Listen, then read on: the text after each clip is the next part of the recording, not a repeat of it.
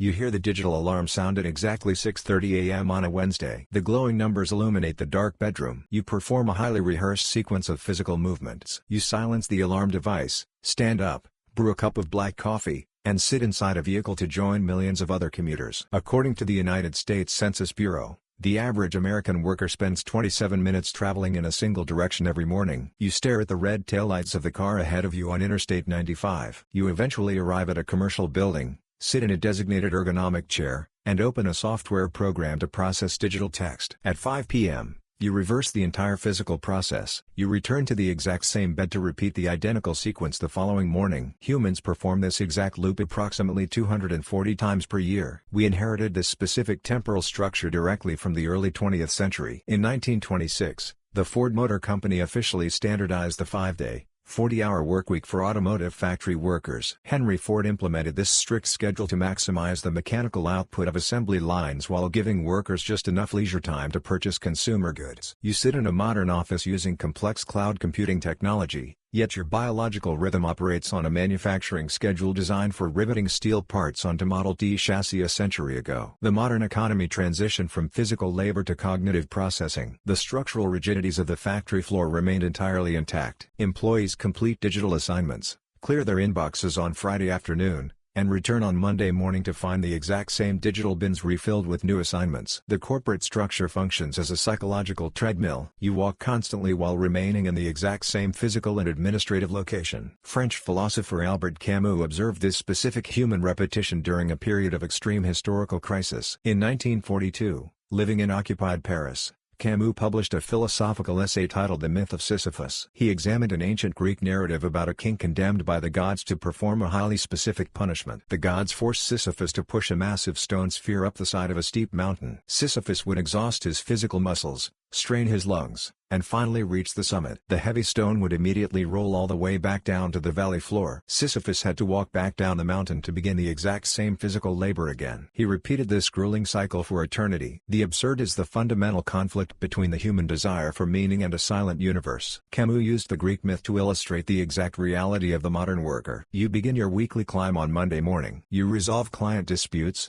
generate quarterly revenue reports, and attend mandatory performance evaluations. You execute complex cognitive tasks to push the administrative weight up the corporate hierarchy. By Friday evening, you reach the summit. You clear the final task from your digital calendar and go home for the weekend. During those 48 hours, the stone rolls completely back down to the valley floor. Monday morning arrives with a fresh set of urgent client demands, new revenue targets, and unread emails. The cycle demands a complete restart. The psychological exhaustion you feel on Sunday evening stems directly from anticipating the next meaningless climb. Clinical researchers identified the severe biological toll of this repetitive cycle decades ago. In 1967, British epidemiologist Michael Marmot launched the first Whitehall study. Marmot tracked the physical health of 18,000 civil servants over a period of 10 years. The researchers measured cardiovascular health, mortality rates, and psychological stress levels across various government departments. They found a direct correlation between repetitive, low-control work and severe physical illness. Employees performing highly cyclical tasks with zero autonomy suffered fatal heart attacks at much higher rates than their executive superiors. The human nervous system degrades rapidly when forced to perform identical physical or cognitive loops without a sense of personal agency. The biological data entirely validates the philosophical crisis Camus described in 1942. The physical architecture of the modern office accelerates this psychological degradation. In 1968,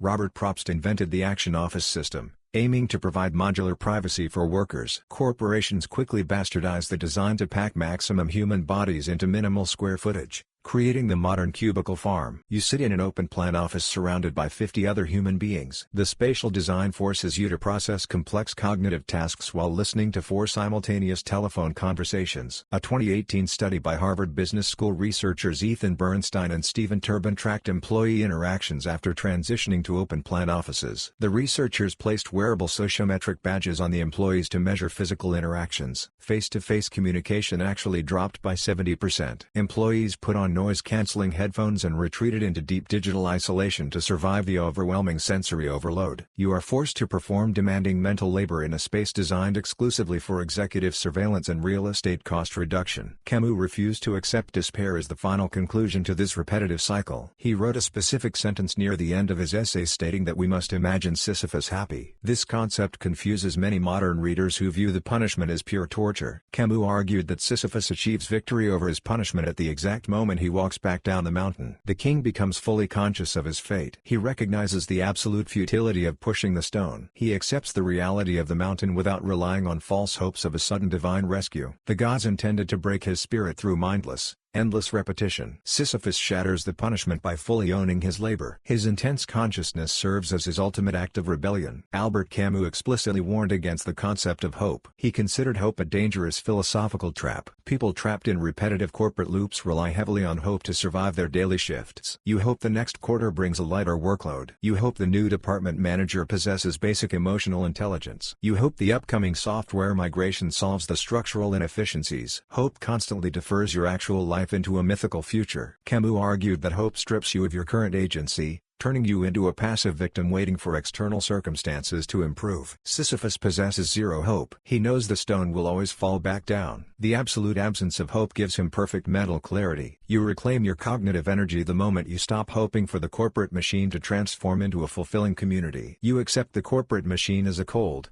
indifferent mechanism. This radical acceptance instantly neutralizes your daily anxiety. The human body severely punishes long-term exposure to unresolved existential stress. Neuroscientist Bruce McEwen spent decades studying the concept of allostatic load at Rockefeller University. McEwen measured how the brain and body adapt to chronic emotional pressure over time. He found that humans subjected to unpredictable, daily microstressors experience a permanent alteration in their brain architecture. The repeated exposure to arbitrary corporate deadlines causes the amygdala to grow larger and become significantly more reactive. Simultaneously, the prefrontal cortex shrinks in volume. Your brain physically rewires itself to prioritize biological panic over rational planning. The absurd nature of repeating the exact same tasks every day physically damages your neural pathways. Recognizing the absurdity serves as a literal biological defense mechanism. By detaching your self-worth from the daily administrative tasks, you prevent the emotional spike, you stop the excessive release of cortisol, you protect the physical structure of your brain from corporate erosion. The economic reality of the 21st century drastically amplifies the absurdity of the labor loop. The Economic Policy Institute tracks the precise divergence between worker productivity and worker compensation. Between 1979 and 2020, net productivity in the United States rose by 61%. Hourly pay for typical workers grew by less than 18% during that exact same historical period. You produce vastly more digital output today than a worker managed in 1980. You push a much larger stone up a much steeper hill. The financial reward for this increased effort remains entirely stagnant. A highly conscious employee looks at this macroeconomic data and adjusts their personal effort accordingly. Spending 60 hours a week trying to outwork a systemic wage gap represents a fundamental failure of logic. You must scale your physical and emotional investment to match the mathematical reality of your compensation. You provide exactly 40 hours of competent labor. A massive sociological shift occurred in the United States workforce during 2022. The Bureau of Labor Statistics reported that over 50 million Americans voluntarily quit their jobs that year. Financial analysts labeled this movement the Great Resignation. Millions of other employees engaged in a practice the media called quiet quitting. Media outlets framed quiet quitting as a lazy refusal to perform basic duties. A closer psychological analysis reveals a mass adoption of commusion philosophy. Employees simply stopped volunteering for unpaid overtime. They refused to answer digital messages at 9 p.m.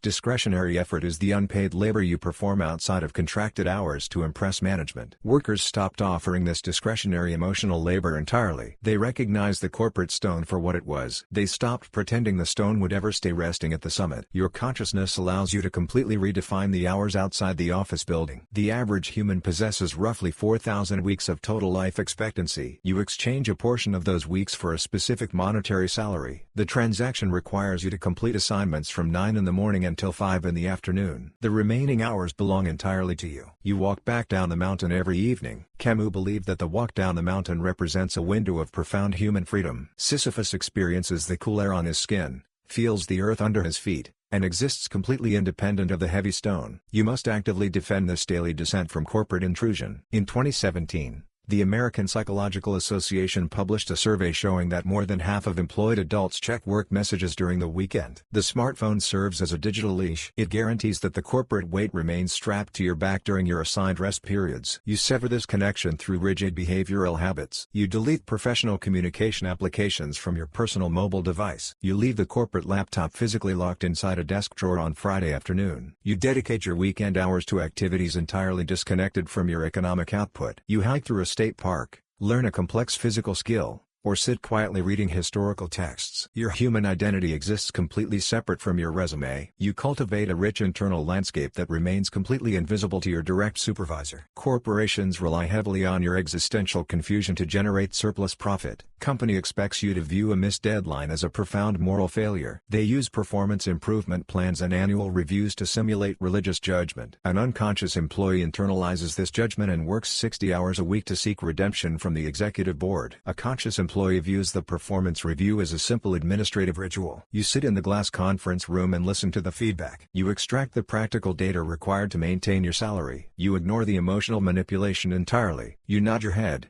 sign the digital document, and leave the room with your resting heart rate completely unchanged. You will wake up again tomorrow at 6:30 a.m. You will commute down the same highway and sit in the exact same chair. The emails will fill the inbox. The tasks will demand your attention. You will perform the labor for 8 hours. The system remains exactly as it was yesterday. The fundamental change occurs entirely behind your eyes. You recognize the total absurdity of the cycle. You stop waiting for a mythical future where the work magically disappears. You embrace the mechanical reality of the present moment. You perform the labor, collect the financial compensation, and walk out of the commercial building. You leave the stone at the summit. You walk down the mountain in the cool evening air. You retain complete ownership of your mind,